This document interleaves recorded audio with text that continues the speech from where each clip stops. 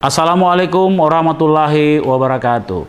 Saya Muhammad Ramdan Pomanto, Dani Pomanto, Wali Kota Makassar, menyapa para Tribuners dalam sebuah acara Lentera Subuh. Kali ini kita akan membahas tentang bagaimana kita menjaga lisan di bulan Ramadan. Bulan Ramadan adalah bulan penuh kesucian. Bulan di mana seluruh dosa-dosa diampuni. Bulan di mana kita mempersembahkan ibadah kita secara maksimal. Karena di situ ada satu malam yang lebih baik dari 1000 bulan. Maka lisan menjadi bagian penting dari bulan itu untuk kita jaga. Ramadan itu mengajarkan akhlak yang mulia. Di bulan yang mulia tersebut, kita diajarkan untuk tidak melakukan perbuatan tercela, seperti dusta atau bohong dan banyak mencela, atau hoax, atau menjadi haters. Barang siapa yang tidak meninggalkan perkataan dusta, malah mengamalkannya, maka Allah tidak butuh dari rasa lapar dan haus yang dia tahan. Lihatlah bagaimana akibat dusta dalam puasa, seseorang tidak akan mendapatkan apa-apa. Di antara akhlak wajib yang ditinggalkan adalah orang yang suka mencela atau menghina orang lain. Kecelakaanlah bagi setiap pengumpat lagi pencela.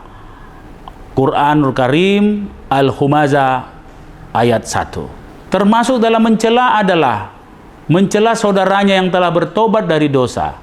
Siapa yang menjelek-jelekkan saudaranya karena suatu dosa, maka ia tidak akan mati kecuali mengamalkan dosa tersebut. Imam Ahmad menjelaskan bahwa yang dimaksud dengan dosa yang telah ditobati secara umum di setiap waktu, Islam mengajarkan kita akhlak yang mulia. Dari Abu Ad-Darda, ia berkata bahwa Rasulullah SAW bersabda, tidaklah sesuatu yang lebih berat di timbanganmu selain akhlak yang mulia. Marilah kita membangun kembali akhlak yang mulia, memurnikan akhlak-akhlak kita dengan amaliyah Ramadan. Paling tidak satu hal, jaga lisan kita di bulan Ramadan. Isi dengan lisan-lisan beramal ibadah. Isi dengan lisan-lisan dengan kebaikan-kebaikan. Dan cegah lisan-lisan yang menyakiti orang lain, atau lisan yang membuat kita berdosa. Terima kasih. Insyaallah semua Tribuners dirahmati Allah Subhanahu wa taala. Wabillahi taufiq wal hidayah. Wassalamualaikum warahmatullahi wabarakatuh.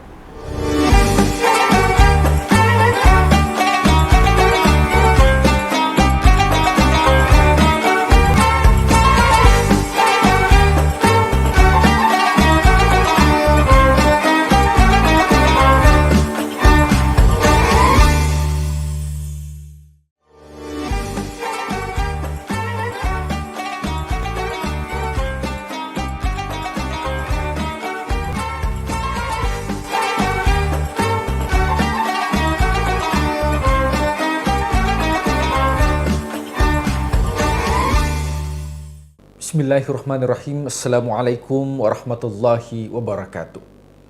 Hamdan wa syukranillah, salatan wa salaman ala rasulillah, amma ba'd. Bulan Ramadan merupakan bulan diturunkan Al-Quran.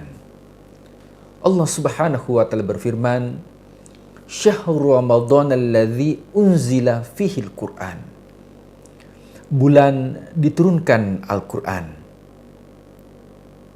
Tentunya Al-Quran diturunkan di suatu malam yang sangat mulia, yaitu malam Al-Qadar, atau dinamakan dengan Lailatul Qadar. Sebagaimana yang difirmankan Allah Subhanahu wa taala, Inna anzalnahu fi Lailatul Qadar. Sesungguhnya kami, kata Allah, anzalnahu, menurunkan, hunya kembali kepada Al-Quran, menurunkan Al-Quran fi Lailatul Qadri, pada malam Al-Qadar atau Lailatul Qadar. Muncul pertanyaan dari Tribuners, apa saja sih tanda-tanda bahwa terjadi turunnya malam Al-Qadar? Maka dalam hadis Rasulullah SAW dan juga pengalaman spiritual dari para ulama dan salafus saleh. Beliau mengatakan yang pertama, pada malam hari udara sangat sejuk. Yang kedua, pada malam tersebut terjadi ketenangan dalam batin seseorang. Dia khusyuk ketika beribadah pada malam itu. Yang mana pada malam-malam yang lain barangkali disibukkan dengan hal-hal duniawi. Akan tetapi khusus malam diturunkan Al-Qadar, maka manusia beribadah kepada Allah dalam keadaan tenang. Fihi sakinah, terdapat ketenangan dalam dirinya dalam melaksanakan ibadah. Tidak terburu-buru, tidak muncul kegelisahan. Maka yakin bahwa ketika kita beribadah dalam kondisi spiritual, dalam kondisi emosional, dalam keadaan sakinah, dalam keadaan tenang, maka itu tanda bahwa kita mendapatkan yang dinamakan dengan malam Al-Qadar.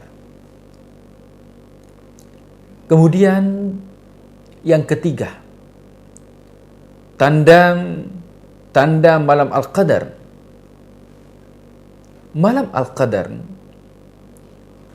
itu ditandai turunnya pada malam-malam ganjil di malam bulan suci Ramadan. Sebagaimana yang disabdakan Rasul sallallahu alaihi wasallam bahwa malam Al-Qadar diturunkan pada malam ganjil. Karena Allah Subhanahu wa taala sangat mencintai, yaitu al-witrah, yaitu ganjil. Maka kata Rasulullah, carilah Al-Qadar pada malam-malam ganjil. Malam 21, 23, 25, 27, dan 29. Dan Rasulullah SAW menyampaikan pesan kepada umatnya bahwa carilah Al-Qadar pada min asyril awakhir, yaitu 10 malam terakhir di bulan suci Ramadan. Apa saja keistimewaan dari malam Al-Qadar? Dalam Al-Quran, Allah Subhanahu wa ta'ala berfirman, Inna anzalnahu fi lailatul qadar. Wa ma adraka ma lailatul qadar. Tahukah kamu apa itu Lailatul Qadar? Apa keutamaan Lailatul Qadar? Apa keistimewaan Lailatul Qadar?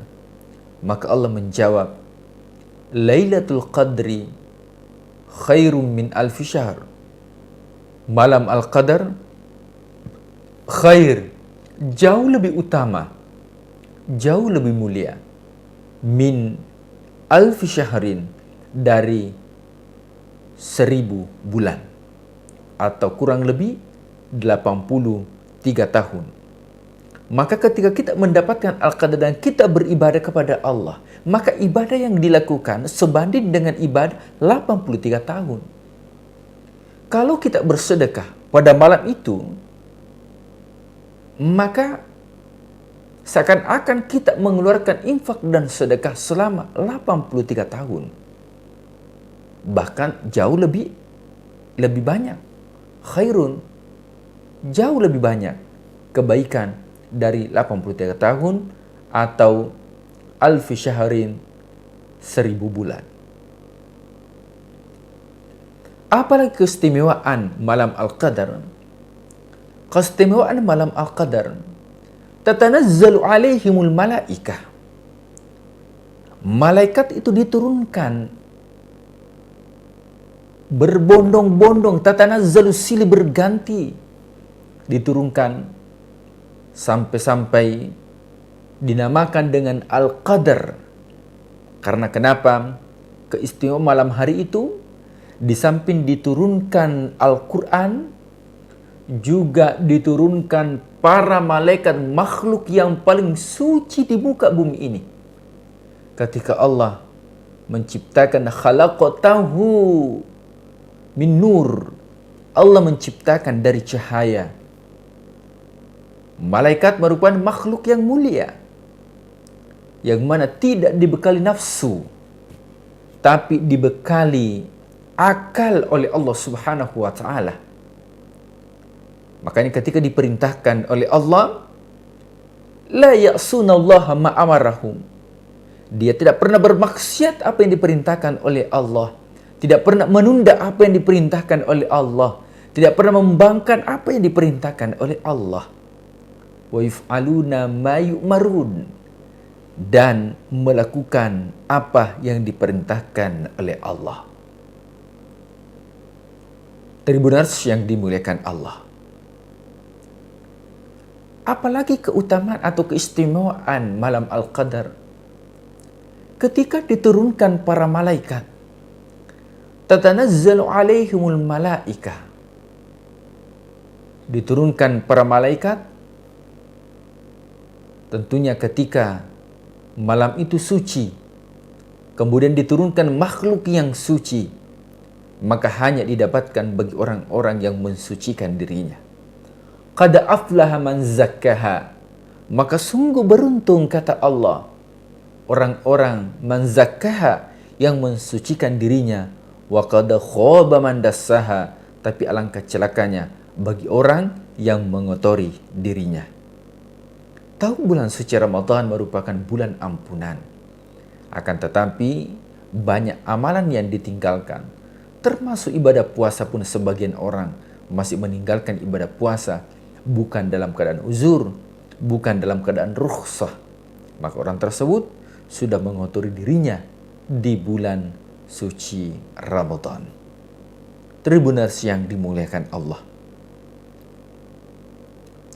apalagi keistimewaan malam Lailatul Qadar. Keistimewaan Lailatul Qadar bahwa